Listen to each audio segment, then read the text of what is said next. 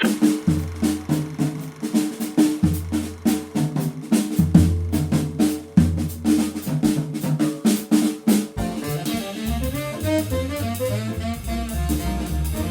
one, welcome all. Thank you for tuning in to Cedarly Radio, our special Thanksgiving episode, your guide to films playing at the Art House for the week of November 20th to November 29th. My name is Aaron Spears. And I'm Dave Huffman. On this week's episode, we'll be discussing Peter Farrelley's Green Book.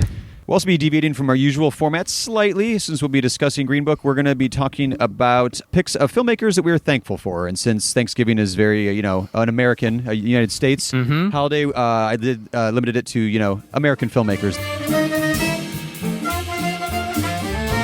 But first, we always like to start with the last scene first. So, Dave, what is the last film you've seen? Well, the last film I saw was the Bohemian Rhapsody, Bryan Singer's big screen Freddie Mercury biopic that is much beloved and much maligned, depending on who you talk to. It is a very well-made, glossy Hollywood biopic. It's extremely well done, great performances. Literally, the audiences applaud at the end of it. It is very entertaining. A lot of people seem to be upset because of how it kind of plays with the facts and it's a PG-13, biopic about Freddie Mercury. But I keep saying to people, it's like, so I understand that it isn't the movie that you wanted it to be, but let's talk about the movie that it actually is, so instead of criticizing something that doesn't exist, let's talk about the movie that it is. And I actually think it's for what it is, it's very well done, but you have to equate it to just it's a popcorn movie. It is just, if it was like a big summer action blockbuster, it's that same kind of thing, only as a musical biopic. So it's well done, but it is not a hard-hitting film by any means. The rating is the first thing I was going to ask you about, because when the trailer for it, I love Rami Malek, and like the story of Queen is so rich, and it was like, this could be a great movie. But then when I saw the rating, I was like, oh, really? But like you said, you have to view the film on its own terms. It's not... Yeah. It does seem weird that they decided to make it PG-13 because it's not like there's a bunch of 12-year-olds out there dying to see Freddie Mercury. You know what I mean? So it's like the movie is pretty much skewing to an audience that is certainly able to buy an R-rated movie ticket. Yeah. So I'm not quite sure why they decided to do that. That is a little odd. And it's also the kind of thing that, honestly, if this exact same movie had come out, 20 years ago, it would have been rated R just because of all the gay stuff in it, how the MPAA used to always just treat any kind of, two men kissing automatically. R-rated R. No one can see that. So, it's the PG-13ing of the world. Everything tends to be PG-13 anymore. I kind of wonder if it was made, like, if it came out a year from now with the gigantic success of Star is Born, rated R, musical drama over 2 hours, if they maybe would have been like, you know what, R could work. R could work, maybe.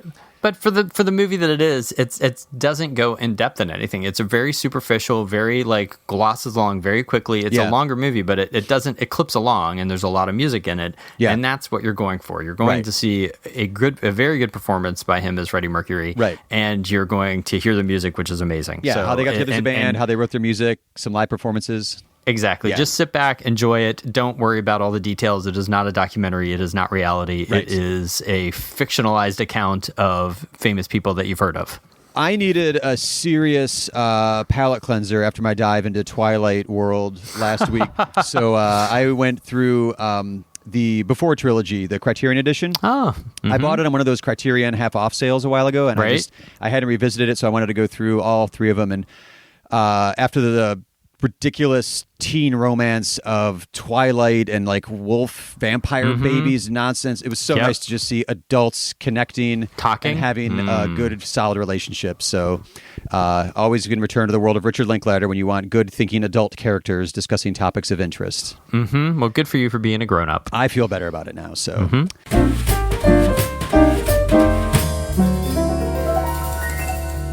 let's jump into the Thanksgiving movie at the Cedarly this year. A year ago, it was a very similar type of movie in that it was 3 billboards outside Ebbing, Missouri that won the Audience Award at the Toronto Film Festival. Yep. And this year, we are continuing that tradition with Green Book. Director Peter Farrelley, directing solo without his brother this time, taking a very...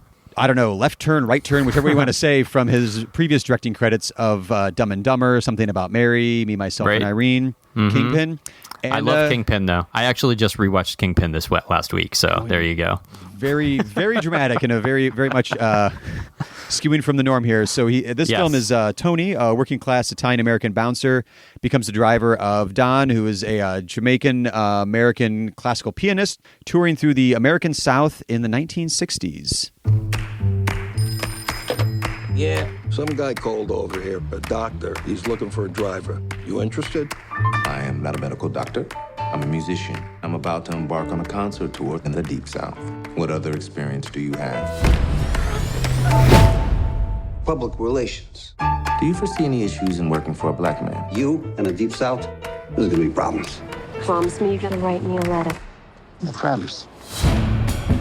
Tell me that don't smell good. I've never had fried chicken in my life. You people love the fried chicken. You have a very narrow assessment of me, Tony. Yeah, right? I'm good. You will be interacting with some of the wealthiest people in the country. It is my feeling that your diction could use some finessing.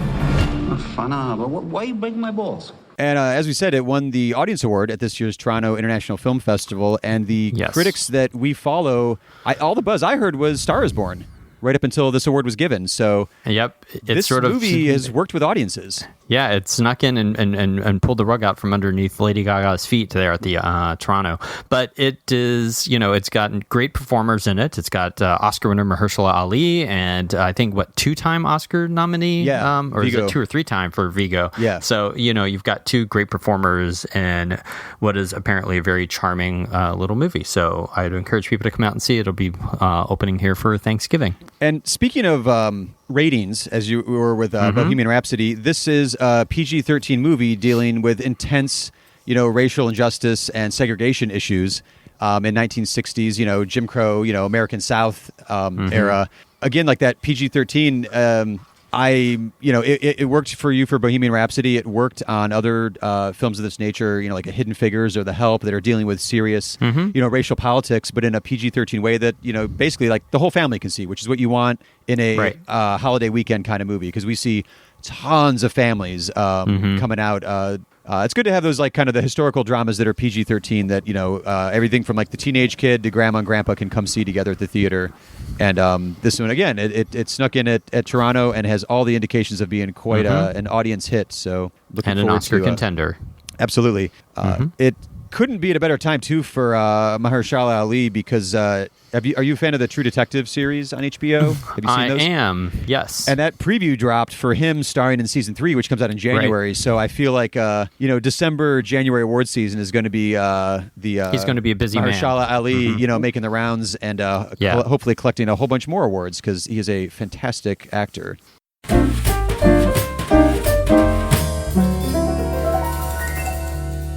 So we can head right into our Cedarly 3 picks for this week. Again, we're going with filmmakers we are thankful for, and we kept it American because, people in France don't celebrate Thanksgiving the way we do here in America for some reason.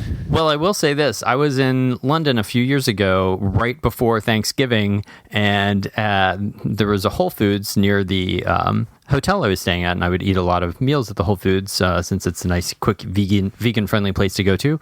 But they had a big display up for Thanksgiving. Like they were trying to market Thanksgiving in England. So it might be the kind of thing that Thanksgiving is being... It's spreading? It's spreading, yeah. So we'll see. I thought that was very interesting. Yeah, that is weird. I'll have to do a Google search when we're done, see if it's spreading or not. But any excuse to get the family together, friends together, and have a meal and hang out, fine by me. Yep. What is your first pick, Dave? What is the filmmaker that you are thankful for? Well, I went, since this is a very personal kind of thing, these are literally the filmmakers, some of my favorite people of all time that have just given me a lot of cinematic joy and in some ways influenced my life. So I want to be very clear in how much I appreciate each one of their contributions to the world of cinema. Some of them have gotten more critical response and love than others. Other ones have had a huge cultural impact. The first one is, of course, John Waters. Anyone that knows me knows that there's one thing that I love, and it's John Waters and John Waters movies. So I have to be extremely thankful for John Waters and the hours of laughs that he's given me over the years. And actually, when I was a teenager, before I even knew John Waters made movies, I had seen him on like David Letterman, and he was plugging one of his books and his book Crackpot. So it was actually his writing was the first introduction to John Waters that I had, not his films. So I feel like this may have been one of those episodes where we should have just written down each other's guessing what the other person's going to say and see how well we know, our cinematic tastes. Yep. Because I would have definitely put John Waters at the top of your list as he should be. Yes. Well, actually, now that I just proposed that idea, I'm going to shoot a hole right through it because I went with sort of a specific theme where the film movements that I love throughout the history of cinema all have to do with the youth. Like a group of youths coming up and taking control of their national cinema, the French New Wave, the American New Cinema here in America, Argentinian New Cinema. There's certain ones where, like, when the youth come in, like, just there's so much vibrancy and a new perspective and a new way to shoot films, a new way to tell stories. Also, usually injects a lot more diversity of characters and opinions and storylines as well. So that was sort of the theme I went with on this one. And my first pick is a gentleman who's only directed 2 movies, but his film Gook from 2017 was one of my favorite films of last year in my top 5. It's Justin Chon, who, oddly enough, is also in the Twilight series. Huh. Ugh. So anyway, yeah. It all comes back to Twilight. It all comes back to Twilight, unfortunately. I've not seen any of his films, so I'll have to check him out. I could not recommend Gook highly enough. It literally gave me the feeling of what it must have been. Oh, you saw Do the Right Thing when it came out. Yeah, I did. You're old. I'm very old. And that was the feeling. Watching it on screen, it felt like watching Do the Right Thing for the first time. The way it deals head on with race relations and racial politics in this small little Korean neighborhood, and sort of like how each different neighborhood, even if it is kind of self-segregated, bumps up against these other neighborhoods, but it's all just like the poor working class just struggling. Actually, the working poor, really. It's not even really much of a working class, just struggling to get by. And it's got an amazing central performance. It's got great black and white photography. And I'm really thankful for that voice coming up because I cannot wait to see what he puts together for his next film. He's also very active as an actor. So it's another one of those, kind of like last week. Sure, he's a potential triple threat coming up. And with his career here. So keep an eye out on Justin Chon.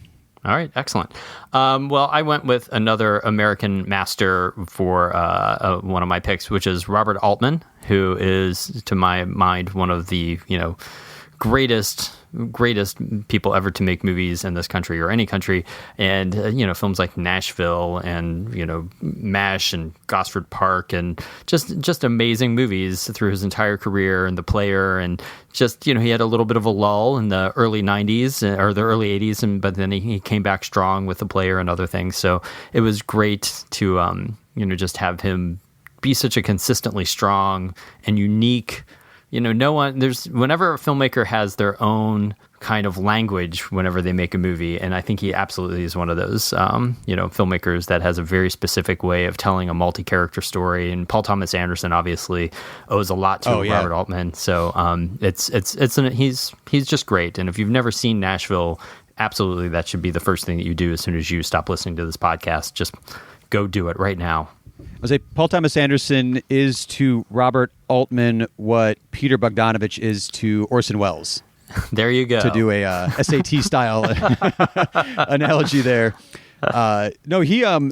He also, speaking of the new cinema movement or the new Hollywood movement in America, Altman was key, at least when I was in film school, of like, I've never seen a zoom lens used the way he does to tell a story. And the overlapping dialogue that he does in a lot of his films there, just, it feels like the McCabe and Mrs. Miller, like it just feels muddy and gritty, but it gives it, between a zoom lens and the dialogue, the way he does the sound mix, it feels more documentary than narrative.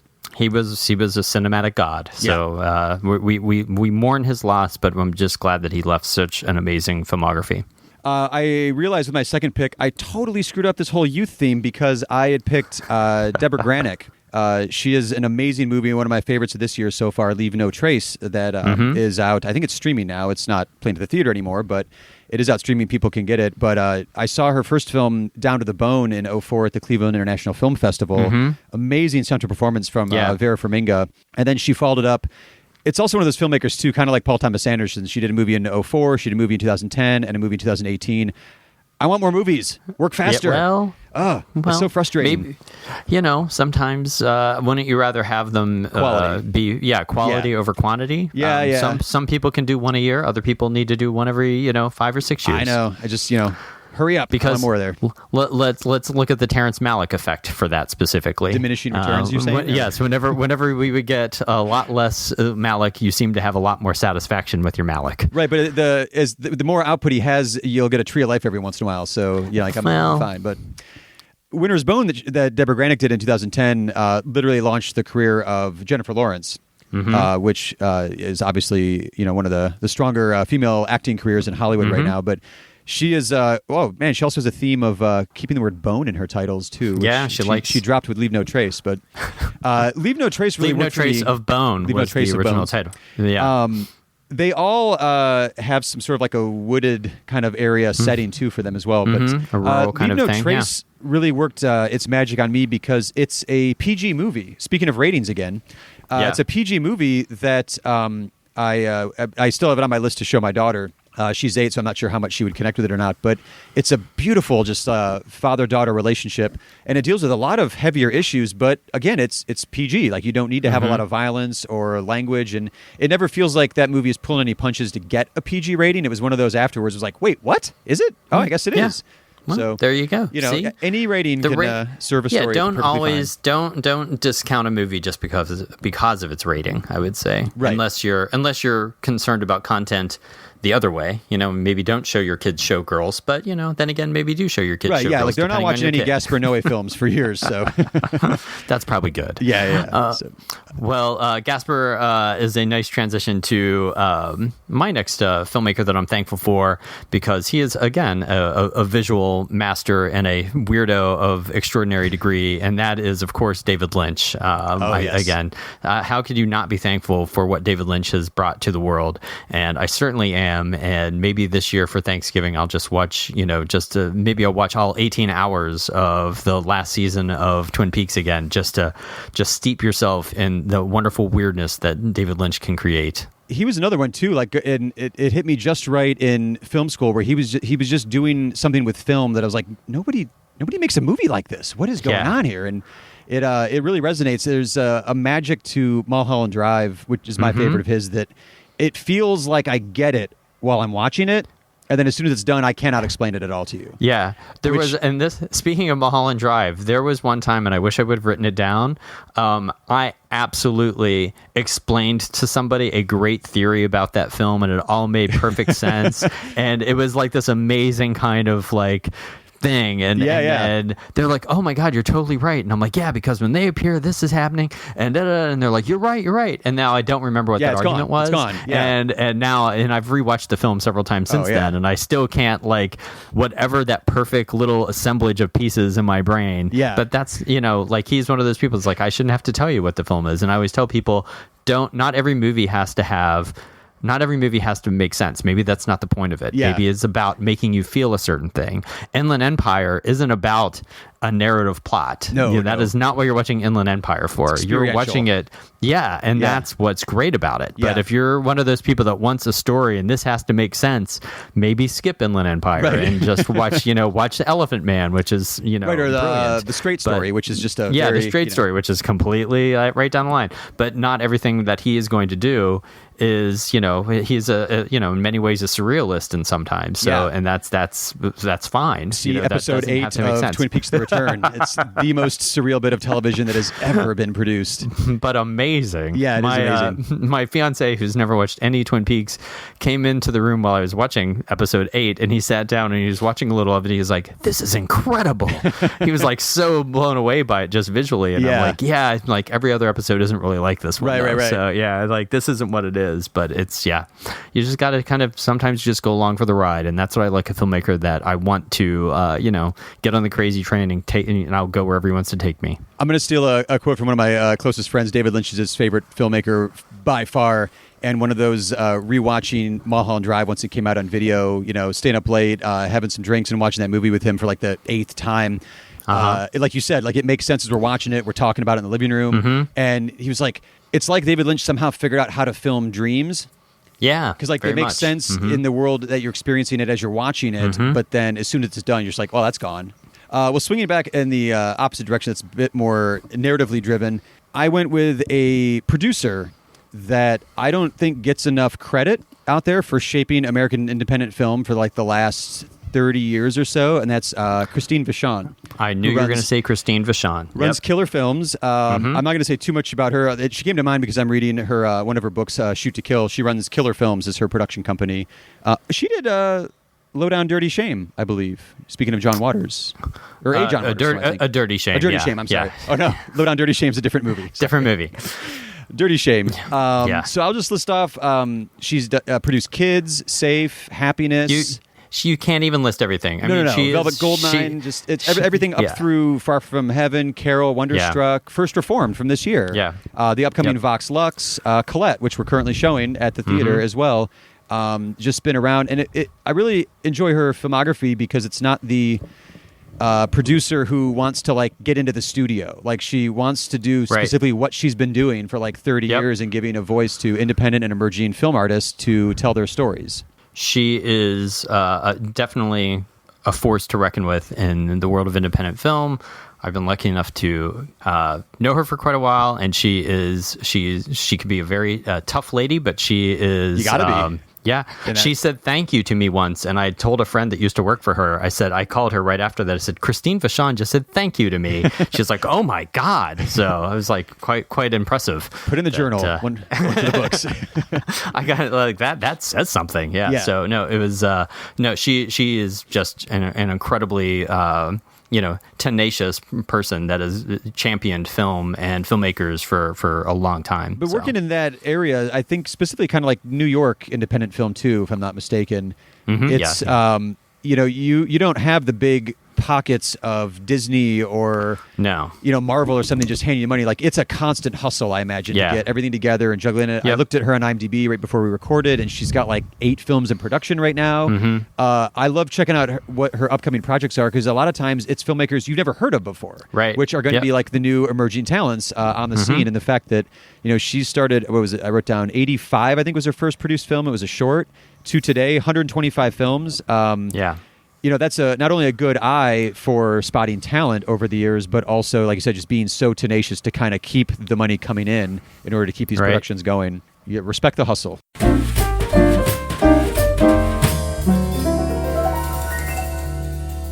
Couple special events that are coming up. We kind of do take a pause right around the Thanksgiving holiday because people are catching up with their families and seeing some of the general release movies like Green Book, but we do pick right back up with some special events. First one is Saturday, November 24th. Fathom Events presents Pokemon the Movie, The Power of Us, which is a brand new feature film.